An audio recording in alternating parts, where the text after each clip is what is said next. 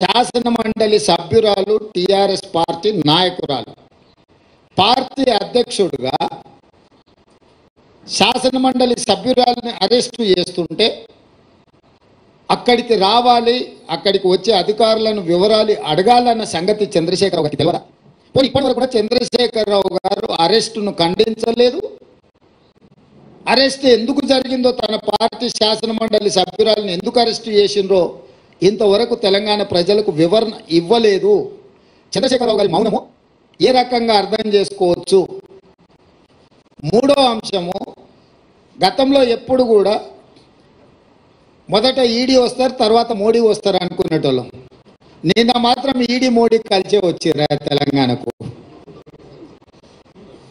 అంటే అవినీతి పరుల మీద చర్యలు తీసుకుంటున్నామనే ఛాంపియన్షిప్లో మోడీ గారు కోట్లు పడాలి, అయ్యో పాపం ఆడపిల్లని అరెస్టు చేసిండనే సానుభూతితోని బీఆర్ఎస్ కోట్లు పడాలి. సర్వేలని 12 సీట్లు కాంగ్రెస్ గెలుస్తుంది అని కోడే కూస్తుంటే రాజకీయంగా కాంగ్రెస్ పార్టీని దెబ్బతీయడానికి ఈ రకమైన ఒక చీప్ పొలిటికల్ టాక్టిక్స్ ప్లే చేస్తున్నారు. కాబట్టి ఇప్పటికైనా మోడీ గారు, కేసీఆర్ గారు ఈ డ్రామాలు కట్టిపెట్టి 10 సంవత్సరాలు మోడీ గారు తెలంగాణ ప్రజలకు ఏం చేసిండు? పేదలకు ఇండ్లు ఇచ్చిండా? రైతుల ఆదాయం రెట్టింపులు చేసిండా?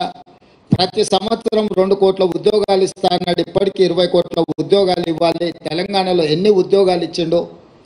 స్విస్ బ్యాంకులో ఉన్న లక్షల కోట్ల రూపాయల నల్లధనాన్ని తెచ్చి ప్రతి పేదవాడి ఖాతాలో 15 లక్షలు ఇస్తా అన్నాడు.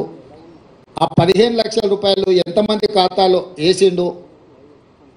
మనకు ఇస్తా అన్న పునర్విభజన చట్టంలో బయ్యారం ఉక్కు కర్మాగారం ఎందుకు ఇవ్వలేదు? కాజీపేట రైల్వే కోచ్ ఫ్యాక్టరీ ఎందుకు ఇవ్వలేదు? ఐఐఎం ఎందుకు ఇవ్వలేదు?